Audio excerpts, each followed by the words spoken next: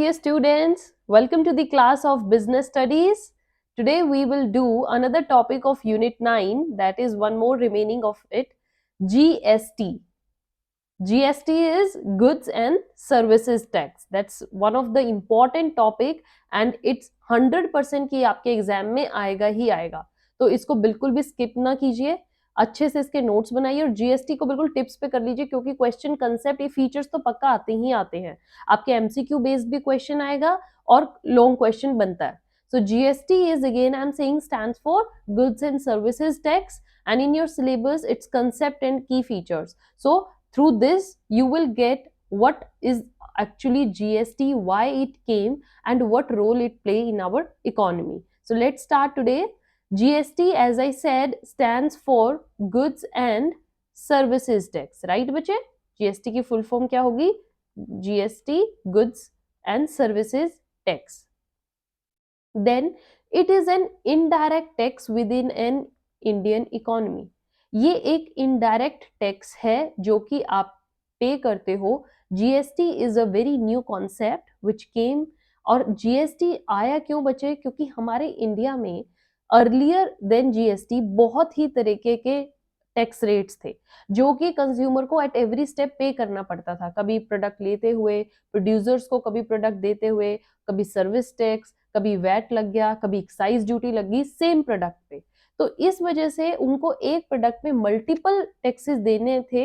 And to remove this barrier our government came with a very new act, that is GST Act, Goods and Services Tax Act. और ये act आने के बाद क्या हुआ? Instead of paying this multiple tax, जो हमारे Indian customers थे, दे हैव टू पे a single tax, only one. And that's why GST को हम एक वन टैक्स नेम से भी जानते हैं. One tax, that is only one that is paid to be against the purchase of the goods by the customers. तो अब आपको हर बार परेशान नहीं किया जाएगा इस चीज का टैक्स, इस चीज का टैक्स, एक बस जीएसटी लगेगा और काम हो गया. तो ये एक इनडायरेक्ट टैक्स है जो कि कस्टमर्स के थ्रू पे किया जाएगा. जीएसटी एक्ट वाज पास्ड, ये दो चीजें याद रखनी है बच्चे, पास्ड ऑन 29 मार्च 2017. ये 29 मार्च 2017 को एक्ट पास हुआ था थ्रू पार्लियामेंट, है ना. And it came into effect means when, from which date it start working, that was on from 1 July 2017. दोनों ही डेट्स आपको याद रखनी है क्योंकि बच्चे एग्जाम में एक 1 जुलाई तो आता ही आता है, ये टिप्स पे पता होना चाहिए. जीएसटी 1 जुलाई, बट एक बार 29 मार्च आ गया था 2017, स्टूडेंट्स के साथ खेल दिया जीएसटी ने और ये आ गया था व्हेन वाज इट पास्ड. तो इसलिए मैंने आपको दोनों ही डेट्स बता दी है. पास हुआ था ये एक्ट 29 मार्च को, बट एक्चुअल में वर्किंग में कब आया, इफेक्ट में कब आया? On 1st July 2017. All right.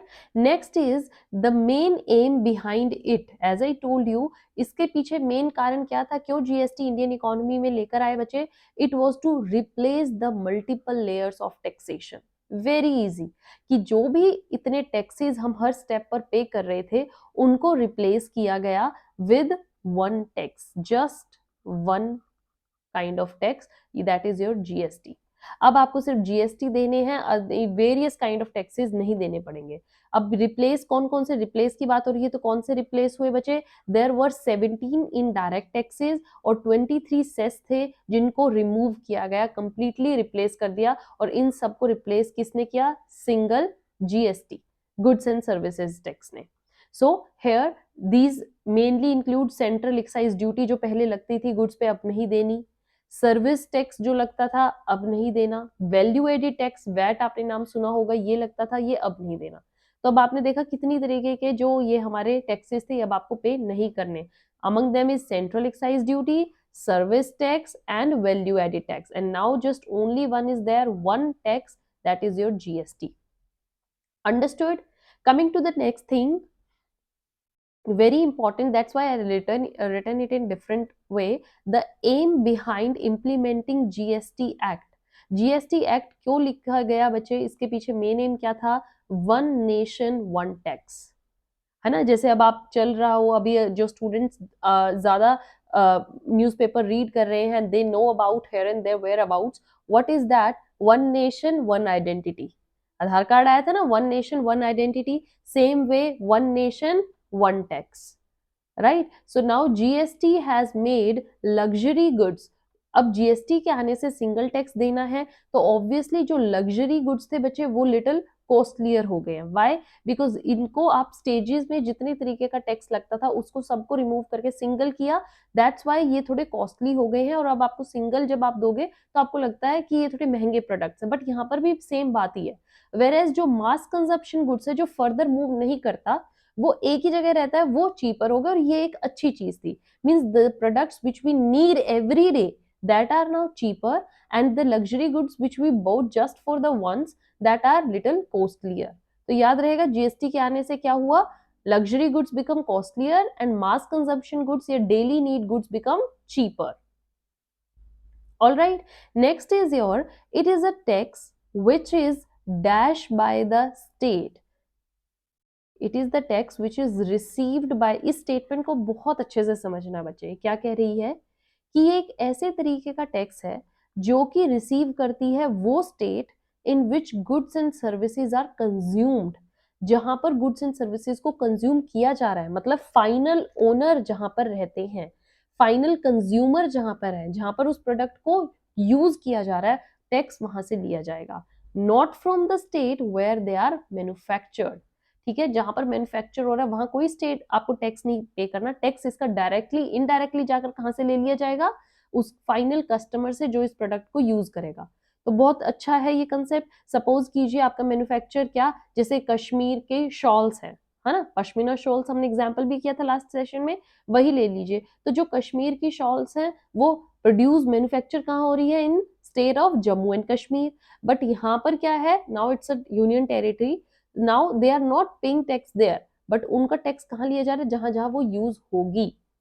Okay, जहां जहां उस प्रोडक्ट को कंज्यूम किया जाएगा, टैक्स रिसीव कहां से होगा, उस स्टेट से रिसीव होगा. That's why GST is also known as consumption based tax. इसको हम और किस नाम से जानते हैं, कंजम्पशन बेस्ड टैक्स.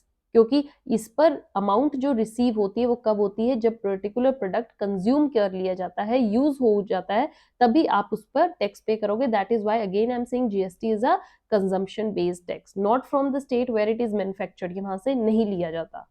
समझ आया बच्चे? अब आ जाइए नेक्स्ट टॉपिक पर, that this includes the feature of anti profiteering measure. Profiteering का मतलब क्या होता है, अगर हम जस्ट प्रॉफिटियरिंग का मतलब देखें तो प्रॉफिट कमाना है ना, टू मेक प्रॉफिट. और anti profiteering means not to make profit. Okay, कोई प्रॉफिट नहीं कमाने देना.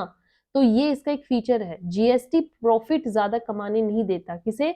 इट प्रिवेंट्स द कंपनीज, जो कंपनीज हैं वो प्रॉफिट ना कमाए, ये उनको रोकता है from making access profit. How?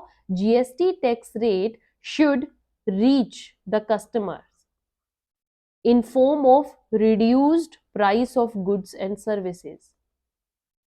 Okay, पहले क्या करते थे बच्चे, जो कंपनीज थी वो अपने टैक्स चार्ज करने के लिए उस पर्टिकुलर प्रोडक्ट को एक्सेस अमाउंट में दिखाती थी, और वो एक्सेस अमाउंट कौन पे करते थे, कस्टमर्स, जो फाइनल और. तो कस्टमर्स के साथ एक तरीके से गलत हो रहा था, है ना. आप कस्टमर्स को प्रोडक्ट हाई अमाउंट पर दे रहे थे, और इस चीज का प्रॉफिट कौन कमा रही थी, कंपनीज. बट जीएसटी के आने से एक एंटी प्रॉफिटियरिंग मेजर हुआ है. कंपनीज अब एक्सेस प्रॉफिट नहीं कमा पाती, क्योंकि जीएसटी का जो रेट है, टैक्स रेट है, वो एक तरीके से कस्टमर्स के पास रिड्यूस्ड प्राइस में पहुंचता है. Okay, now it is mandatory for an organization. GST के अंडर ये एक नेक्स्ट फीचर है. क्या है बच्चे? इट इज मैंडेटरी कि जो ऑर्गेनाइजेशन है जिनका टर्नओवर क्या है, which have with an aggregate turnover exceeding rupees 40 lakhs. okay, 40 lakh से जिनका आगे का टर्नओवर है, they have to register under the GST. GST के अंडर उन्हें रजिस्टर करवाना मैंडेटरी है. मैंडेटरी, ओके, वर्ड लिखा है ना, mandatory means it is compulsory for an organization जिनका एग्रीगेट टर्नओवर सालाना 40 लाख से ज्यादा है, उनको रजिस्टर करवाना है किसके अंडर, जीएसटी के under. So these are the quite features of this goods and services tax, and which act it passed through then we see किस डेट को ये इफेक्ट में आया, पास कब हुआ, ये किसको रिप्लेस करता है, वन नेशन वन टैक्स है, कौन कौन से एक्ट मेनली जो हैं ड्यूटीज या टैक्सेस जो रिप्लेस किए गए, क्या सामान कॉस्टली है, क्या चीपर है, कौन सी स्टेट इसको एक्चुअल में रिसीव करती है और क्या प्रॉफिट पर इसका इफेक्ट पड़ता है. Right, so GST is going to be very important concept from the examination point of view. बच्चे prepare your own answer and write it beautifully, prepare it for the multiple choice question also. तो आपको tips पर हर word पता होना चाहिए, हर date पता होनी चाहिए. Stay tuned for the next session. Till then, have a good day.